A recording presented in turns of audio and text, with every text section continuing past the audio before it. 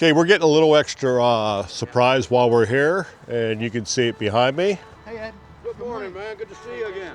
Oh, our pleasure, our pleasure. Good to see you. We got a bit of a cannon demonstration, so let's zoom in here and see what they're going to do. Great, thank you. Hi, my name's Chris Jones. I'm the facilities manager at the historic Daniel Lady Farm out on the Hanover Road. We're about a mile just outside of town to the east. Just to give you a little bit of history of us, the Daniel Lady Farm is owned and operated by the Gettysburg Battlefield Preservation Association. It's actually the oldest Civil War preservation group in the country, having been started in 1959 with Dwight Eisenhower as a charter member. In 1999, the GBPA purchased 146 acres of the historic Daniel Lady Farm. Daniel and Rebecca Lady had lived at the farm since 1853.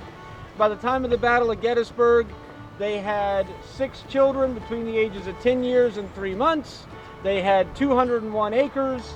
They had a live-in housemaid and 2 hired farmhands that lived in a log cabin on the property.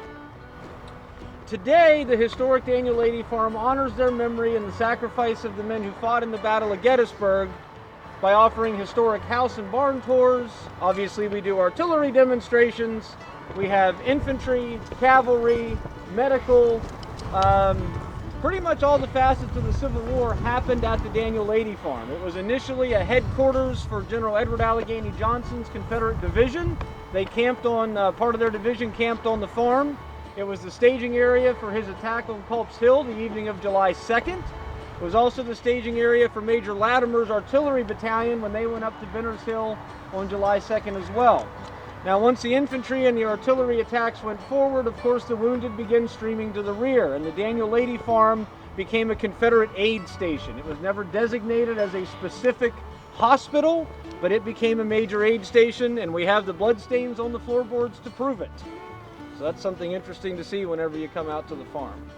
All right, I'm going to turn it out to Captain Mantell and let him tell you about the gun. Good morning, everybody. Thank you for coming out. My name is Ed Mantell. I portray Charles Rain. Rain's battery was on Benner's Hill July 2nd. We were up on Benner's Hill with 22 cannon.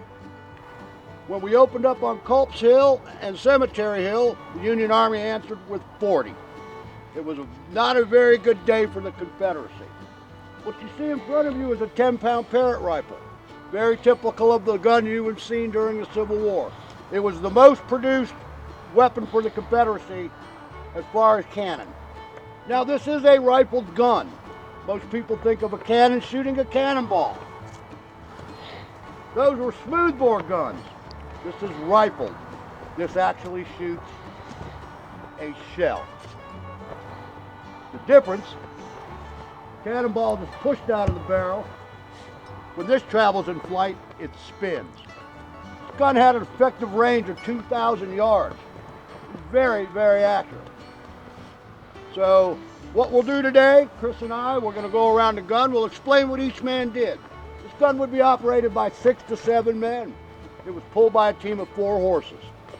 So we're going to go ahead. We're going to do our rounds. Then we can come up to the table. We'll be glad to answer any questions you have. So we're going to load this thing up and fire it.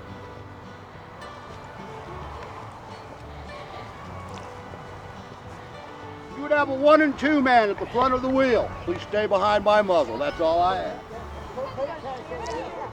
First command would be worm. What this man is doing is taking an implement called a worm, and he's cleaning the barrel.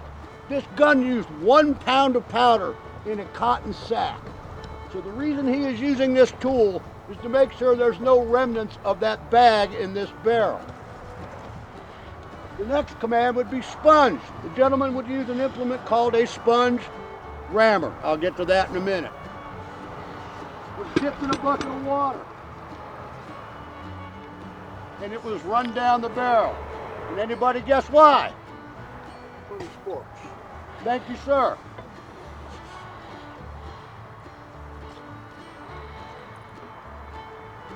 The gunner now is standing behind the crew.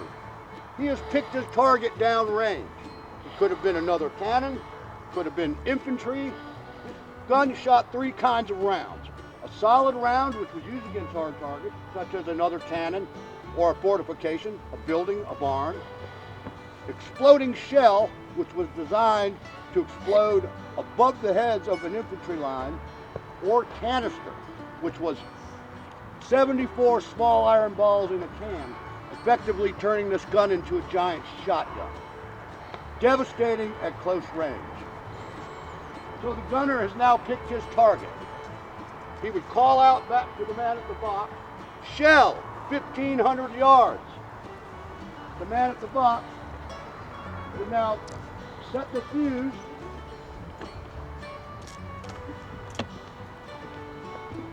on a shell for the range the gunner has picked. A paper fuse would be inserted in the top of this shell. The man at the box would trim it, depending on flight time. When the gun fired, the flame would wrap around, light that fuse, and it would burn in midair.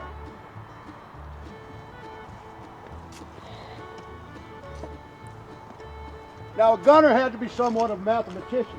He would have to figure range, distance, and windage all in his head. This gun was aimed very simply by sighting down the barrel and moving it left or right. Advance the round.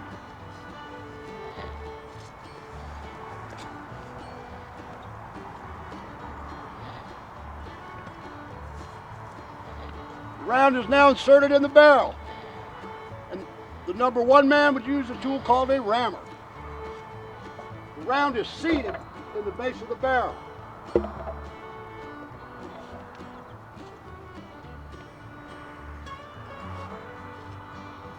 While this is all happening, we have a man here in the back. Of course, with two of us, we can only do two things at a time.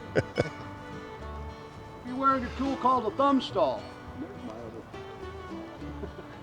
other. This would have been held over the vent hole at all times, so no air was introduced into this barrel. Now this gun is now hot. There is a round in it.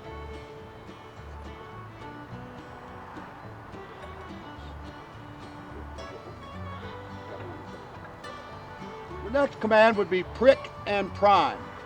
You would take a brass priming wire, insert it in the vent, and puncture the powder bag.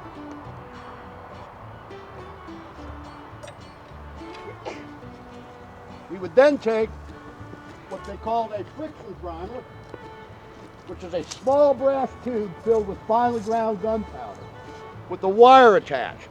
When this wire is pulled, it creates a spark, sending it down the tube and into the charge.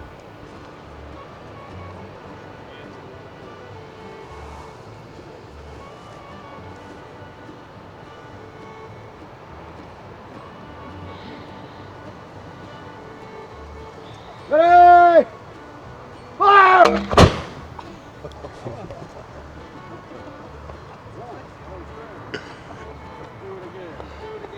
I'm gonna do it one more time for you guys. If you didn't like that, boom.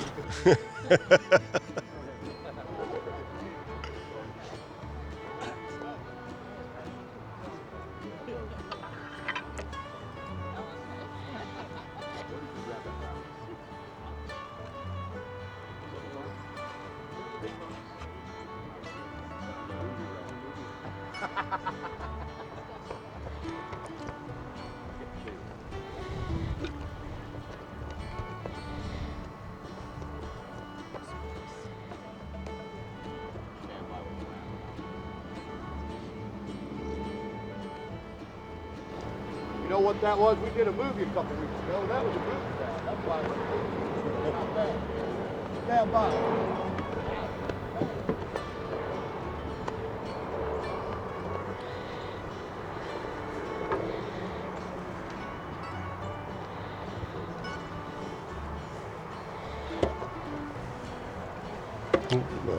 You're filming, they're filming.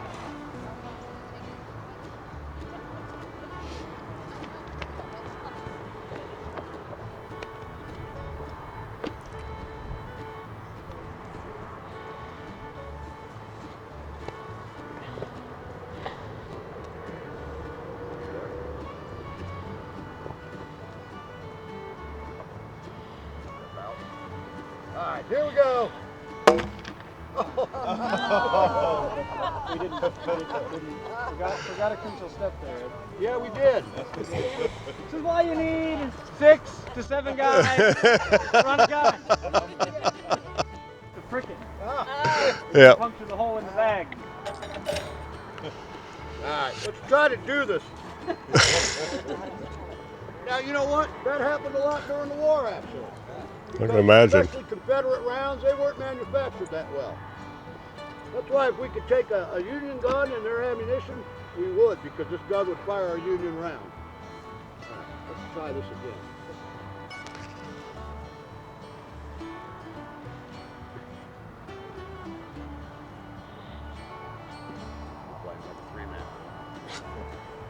All right, here we go.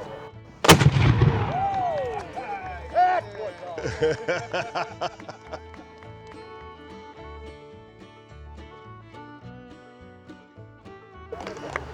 So Ed touched on the Confederate rounds not being quite as quality sometimes as the Union rounds. And if you've ever watched the movie Gettysburg, there's a line in there, "Oh, you know that Reb artillery always overshoots." That is Hollywood. It is not that the Confederate gunners were untrained. What happens here at Gettysburg is right prior to the campaign, there was an explosion at the Tredegar Iron Works in Richmond, where they got their cannon, their powder, their rounds, their fuses. So they end up having to get fuses from Columbia, South Carolina arsenal. Those fuses burned slower than the ones from Richmond. And they didn't know that in time.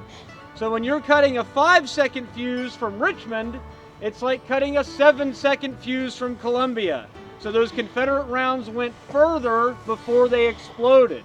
That's why on July 3rd, before Pickett's charge, there was not as much artillery damage to the main Union infantry line, but they were hitting things like Meade's headquarters on the backside of the ridge. So. Well, thank you guys. At this time, we'd like you to come up. We'll be glad to answer any questions, take a look at the guns, some of the relics, and really appreciate you guys coming out. I have contact info for the farm if anybody wants a card. All right, so that was a nice surprise. A little bit of mix up in the rounds and not pricking, but it was a nice surprise though.